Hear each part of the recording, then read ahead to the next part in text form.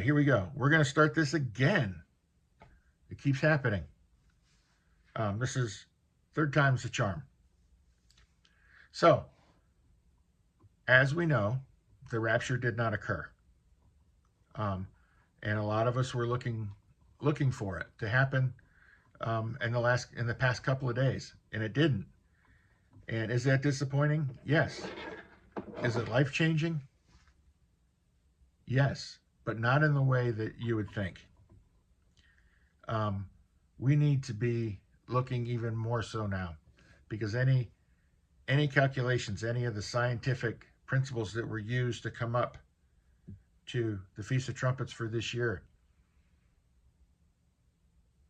were, I mean, it was there. The information was there, even biblically there. So I'm going to say this at the beginning here. We need to forgive. As a church, we need to forgive those who you may have felt misled by. I personally didn't feel misled by anybody. It was my choice to take that information and say, okay, I believe this is going to happen in this time frame that they gave us. That was all me. If the information was wrong, that was still all me. And our job is to forgive. We need to forgive those people, whether they come back on YouTube or not. But you need to forgive them as much as you think they need to apologize. So we're going to leave it at that, and we're going to come back to it. But I wrote this letter and put it out on YouTube as a post in the community page, on my Telegram page, and on Threads. And on Threads, it got an awful lot of backlash from those that appear to be falling away and not seeing what's still in front of them. Be of good cheer. Jesus told us in Matthew 24, verses 6 through 8, you'll hear of wars and rumors of wars. See that you are not alarmed. Such things must happen, but the end is still to come. Nation will rise against nation and kingdom against kingdom. There will be famines and earthquakes in various places. All these are the beginnings of the birth pangs. And in the Gospel of Luke, he adds that the seas will roar and the winds will blow. We are seeing storms that are off the charts. The weather is, I can't say wrong because it's weather, because climate means the change of weather in an area over a period of time. So this thing, that means climate change means change. So the weather's crazy everywhere. They're talking about nation rising against nation and kingdom against kingdom. That's happening. Some versions, you say kingdom against kingdom is a culture against culture. And we see that. We see culture wars all over the place. Whether it's in the form of religion or spirituality or in lifestyle, there is clashes over culture. There's earthquakes in various places. There's earthquakes that are off the chart. Earthquakes where we've never seen them before. Where there's not really a publicly known fault line. I'll say this, that the geologists and the seismologists probably know that there was a fault line there. Like a couple weeks ago, there was a series of 8 or 9 quakes, all small, but still earthquakes in a section of South Carolina that I don't even know if they're anywhere near a fault line, other than maybe 80 miles away in the Appalachians. But there was a series of earthquakes there. Wars and rumors of wars. So wars are all over the place. And they just keeps getting worse. Each day you turn the news on, And there's more and more about World War III starting. There's more and more about all these different skirmishes that are becoming wars. It's there. Um, and when we see these things begin to happen, Jesus tells us to look up, that our redemption draws near. Though the rapture didn't happen, these things are still in play. We are still to be looking up and looking up for his coming in the air.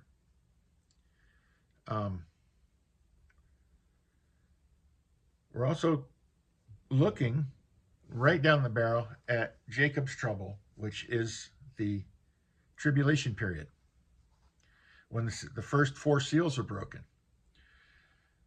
The first seal is the white horse and rider, the false Messiah, bringing the one world government. The UN and the World Economic Forum basically getting all the authority. I know that our previous president tried to give the WEF and the World Health Organization all kinds of authority over this country, and it didn't really take.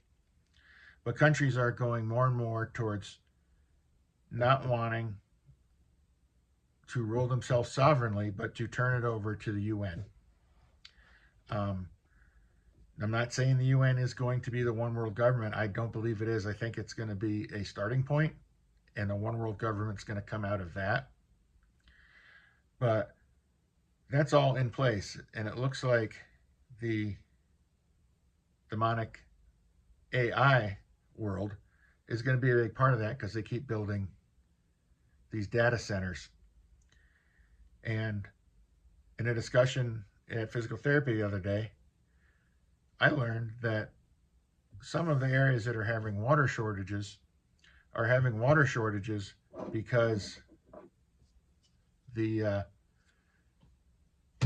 cooling systems of these data centers is so demanding of water that the water is being rerouted to them. So we'll take that as it is. The second rider, the second seal, the red horse, the horse of war.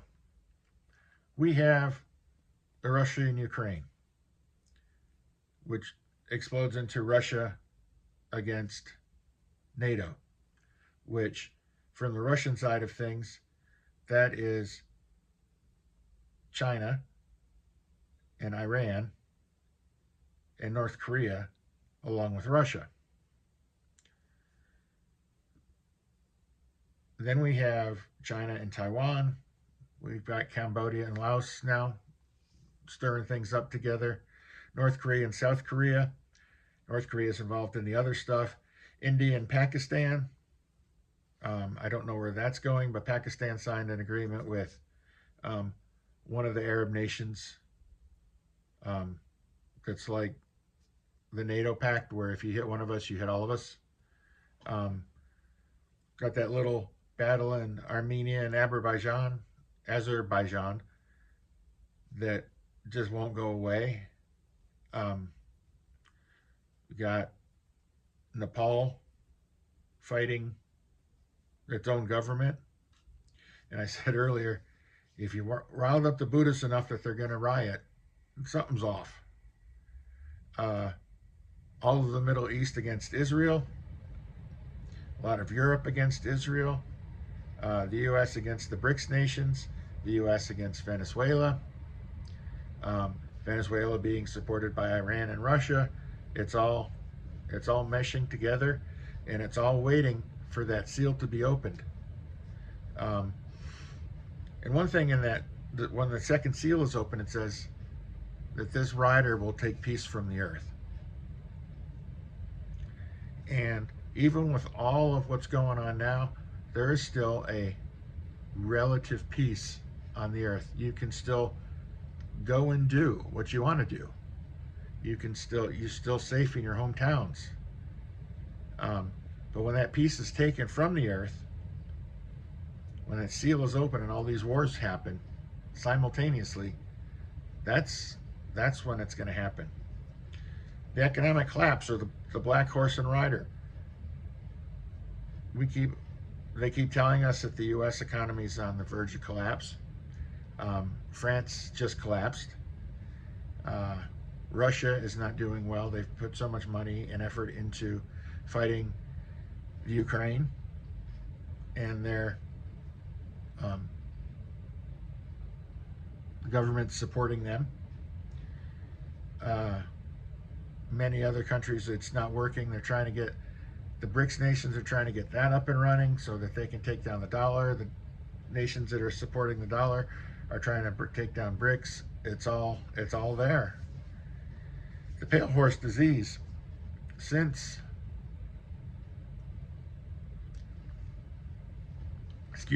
March of 2020, we have been told almost on a daily basis that the next disease is coming down the pipe and it's going to wipe us all out.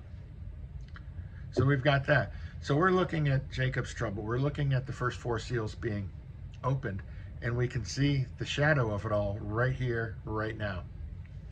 And then we can add 3I Atlas up there in space, and the 7 other unknown interplanetary objects that came flying into the solar system. And we read in Revelation about wormwood, about stars falling from heaven. You know, this could all be that stuff. And the entire 7 years of Jacob's trouble is right on our horizon. So we can see that we're at the beginning of the birth pains, the shadow of Jacob's trouble. And we can go even deeper into the seals, into the trumpets and the bowls. Like I said, 3I Atlas. They're talking about the alien invasion, which will be the excuse when the rapture happens. Huge meteors are detected. 7 new objects enter the solar system. It's literally staring right back at us. So be encouraged. Jesus is still coming quickly. It's the only thing that happened was what didn't happen. The rest of it is still there to be true. And I want to make a call. I know I did it the other day, to all our Christian brothers and sisters out there. Now is not the time to argue. Now is not the time to place blame. Now is the time to forgive and go to prayer. And I said this on one of the other attempts at this video. If the Muslims can find 5 times a day to pray, so can you. And I'm going to take that challenge upon myself to set aside 5 different times during the day to find a quiet place and pray, or to find time to pray with our family. And do that 5 times a day. If the Muslims can do it, you can do it. And prayer, praise, and worship. In prayer, sit with your Bible, ask the Lord what He wants you to read. He will give you a verse or a chapter to read prayerfully. If it's a psalm, pray the psalm. If it's a chapter, read the chapter. It's going to be something pertinent to what is going on, what you need, and pray for that. Praise is not fast songs. It can be fast songs, but praise is giving thanks. Give thanks to the Lord for all He's done. If you wake up in the morning, give thanks for that. If you've got food on your table, give thanks for that. If somebody smiled at you in Walmart and you feel better, give thanks for that. God put all these things in place in your path to grow you or to turn you away from something that you shouldn't be doing. And worship. Worship is not slow songs that have a nice chorus that's repeatable. Worship is a lifestyle. It's doing all as if you're doing it for the Father. That means if you're making a video, do your best. If you are writing a letter, write the best letter you can write. If you're cooking a meal, pray over the meal while you're cooking. Put that love into it. Um, we have a saying in our house: if a meal is really good, what did you do different? Just more love. So that's what I want to say. Number one, forgive.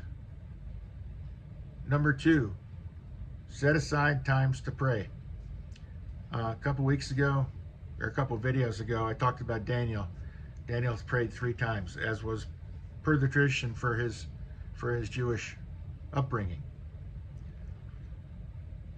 But we've got people praying to a false god out there 5 times a day, and that's affecting the church. So I think we should be praying not from a works-based point of view, but if you've got the time and the prompting to pray 5 times a day. It's simple. It's a simple thing to do. So prayer, forgiveness, prayer, praise, and worship. That's the goal. That's what I want to take this Bible study towards. I believe that's the direction the Lord is putting me, and maybe I had to trip over myself a couple times to get this video done, but that's where we are. God bless. Thank you. Have a great day.